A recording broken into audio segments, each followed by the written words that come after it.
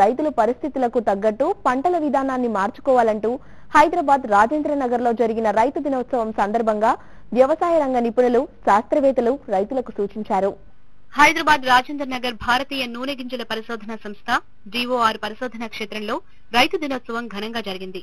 తెలంగాణ వ్యవసాయ శాఖ ముఖ్య కార్యదర్శి సి పార్థసారథి ముఖ్య అతిథిగా హాజరైన ఈ కార్యక్రమంలో డిఓఆర్ సంచాలకులు డాక్టర్ కెఎస్ వరప్రసాద్, వివిధ సంస్థల శాస్త్రవేత్తలు హాజరయ్యారు. దక్షిణాఫ్రికా, నైజీరియా దేశాల శాస్త్రవేత్తలు, పరిశోధకులు, రైతులు ఈ కార్యక్రమానికి హాజరయ్యారు. తెలుగు రాష్ట్రాలు సహా దేశవ్యాప్తంగా నూనె గింజల సాగు, రైతులు ఎదుర్కొంటున్న ఇబ్బందులు, ఇతర పరిస్థితులపై విస్తృతంగా చర్చించారు. నైరుతి రుతుపవనాలపై ఆధారపడి సేద్యం చేస్తూ ఉండటంతో అత్యంత కష్టం ఉన్న దృష్ట్యా ఇతర పంటలతో పోల్చుకుంటే నూనె గింజల పంటల సాగు మేలని వ్యవసాయ శాస్త్రవేత్తలు, నిపుణులు తేల్చారు. వ్యవసాయ సంక్షోభాన్ని గట్టెక్కించేందుకు రైతాంగం సుస్థిర వ్యవసాయ పద్ధతులు అవలంబించాలని ముఖ్య కార్యదర్శి పార్థసారథి అన్నారు. వ్యవసాయ అనుబంధ రంగాలు లాభసాటిగా ఉండాలంటే యాంత్రీకరణ అందిపుచ్చుకొని సంఘటితంగా రైతాంగం ముందుకు సాగాలని ఆయన సూచించారు. ఒకే పంట ఎప్పుడైనా వేస్తే సమస్యలు వస్తాయి, తప్పదు. ప్రకృతిని మనం అర్థం చేసుకుని ముందుకు పోవాలి. ఒక మందు వేస్తే ఆ మందు వేసుకుంటూ పోవడము, ఆ మందు మీద ఎంతంటే ఖర్చు పెట్టడము, ఆ మందు వల్ల ఎన్ని దుష్ఫలితాలు వస్తున్నాయనే విషయాల్ని మనం ఆలోచించకపోవడం వల్ల విపరీతంగా మనకు కావలసిన దానికంటే ఎక్కువగా ఎరువులు, అట్లాగే ఈ పురుగు మందులు మనం వాడుతూ ఉన్నాం. మనం ఒక బ్యాలెన్స్ మెయింటైన్ చేయడం చాలా ముఖ్యం. రిస్క్ పెరగడానికి కారణము మనం ఒకే రకమైన పంట వేస్తా ఉన్నాం. తెలుగు రాష్ట్రాల ఉమ్మడి రాజధాని హైదరాబాద్ లో వ్యవసాయ పరిశోధనల సంస్థ ఉండి కూడా విస్తృతమైన పరిశోధనలు కొనసాగుతున్నా రైతుల ఆత్మహత్యల పరంపరపై సర్వత్రా ఆందోళన వ్యక్తమవుతోంది. శాస్త్రవేత్తలు, రైతుల మధ్య అంతరం పెరిగిపోతోంది. Telangana agriculture university, Andhra Pradesh agriculture యూనివర్సిటీకి చెందిన అనేక సంస్థలు ఈ రోజు హైదరాబాద్ చుట్టుపక్కల ఉన్నాయి. మరి ఇన్ని ఉన్నప్పటికీ కూడా ఎక్కువ రైతులు ఎందుకు ఇబ్బందులకు గురవుతున్నారు, ఎందుకు మన భారతదేశంలో నంబర్ 1 గా ఉండట్లేదు అంటే ఇక్కడ జరుగుతున్న శాస్త్రవేత్తలకి రైతులకి మధ్య అవగాహన చాలా తక్కువ ఉంటా ఉంది.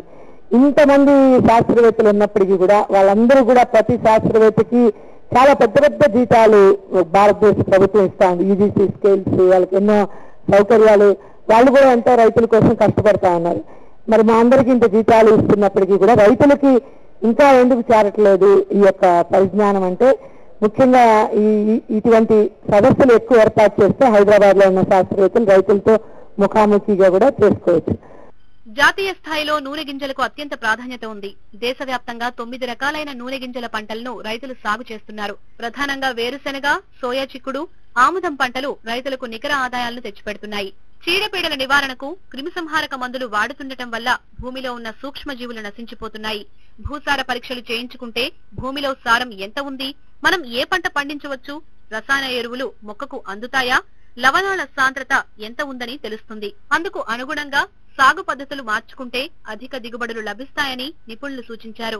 ఈ ఏడాది రాబోయే రబీలో వర్షాభావం, నీటి ఎద్దడి తట్టుకునేందుకు వీలుగా ప్రత్యామ్నాయ నూనె గింజల పంటలు ప్రోత్సహించాలని వ్యవసాయ శాఖ, వ్యవసాయ విశ్వవిద్యాలయాల శాస్త్రవేత్తలు విస్తృతంగా ప్రచారం చేస్తున్నారు. మన దగ్గర ఉన్నటువంటి వెరైటీస్ ఏవైతే ముఖ్యమైన హైబ్రిడ్లు, వెరైటీలు ఆ నూనె గింజల పంటల్లో ఉన్నాయో వాటన్నిటిని ఫీల్డ్ లో పండించి చూపించడం జరిగింది. అదే రకంగా యాజమాన్య పద్ధతుల్లో మేలైన యాజమాన్య పద్ధతులు, పర్టికులర్ గా ఆముదానికి, పొద్దుతిరుగుడికి, నువ్వులకి అవి లిస్ట్ చేసి మన రైతులందరికీ కూడా చెప్పడం జరిగింది.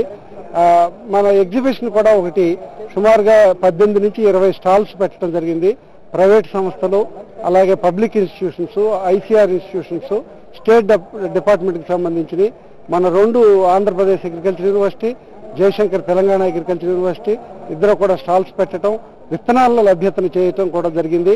సో ఇందులో మనకి ఆముదము, కుసుమ, వేరుశనగ ఇలాంటి విత్తనాలని రైతులు కొనుక్కోదలిచినట్లయితే రబీ పంట కోసం ఇక్కడ లభ్యత చేకూర్చడం జరిగింది.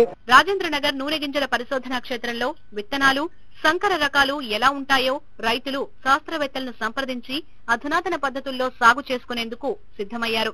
ఖరీఫ్ లో కంది, సోయా చిక్కుడు, పొద్దుతిరుగుడు వేసిన దృష్ట్యా రబీలో ప్రతి పంట కాలాల్లో ముందస్తుగా తమ గ్రామాలకు నేరుగా శాస్త్రవేత్తలు వచ్చి క్షేత్రాల్లో ప్రయోగాత్మకంగా వివరిస్తే ఆ పంటలు సాగు చేసుకునేందుకు ముందుకు వస్తామని రైతులు చెబుతున్నారు. ఇంతకుముందు మేము ఆమ్దము, ఇంకోటి మొక్కజొన్న, పత్తి, ఎక్కువ పత్తి పెడుతున్నారు. ఇప్పుడు ఈ మధ్య ఈ ఆమ్దాల గురించి తెలుసుకోవడానికి వచ్చినాము. మా దగ్గర ఎక్కువ మటుకు జొన్న, వరి, కంది, మళ్ళీ కుస్మ, ఈ పొద్దుతిడుగు వేస్తారు పువ్వు. అయితే వరి తర్వాత ఉట్టిగే బీడుగా ఉంటుంది కదా, ఈ నువ్వుల పంట ఉన్నది కాబట్టి కొత్త రకం పంటని అంత లోపల మళ్ళీ వరి పంట వేసుకునే వరకు ఉట్టిగా ఉంచడం ఎందుకని చెప్పేసి ఈ నువ్వుల పంట కోసం దానికోసం కొత్త రకం పంటలు చూపిస్తారని తెలుసుకోవటం కోసం అని చెప్పేసి ఈ ప్రోగ్రామ్ కి ఇక్కడ ఈ రిసర్చ్ కి రావడం జరిగింది. సేద్యంపై ఆధారపడిన దృష్ట్యా తక్కువ ఖర్చులతో పంటల సాగు చేస్తే లాభాలు పొందగలుగుతామని రైతులు స్పష్టం చేశారు. ఇవి ఇవాల్టి అన్నపూర్ణ విశేషాలు.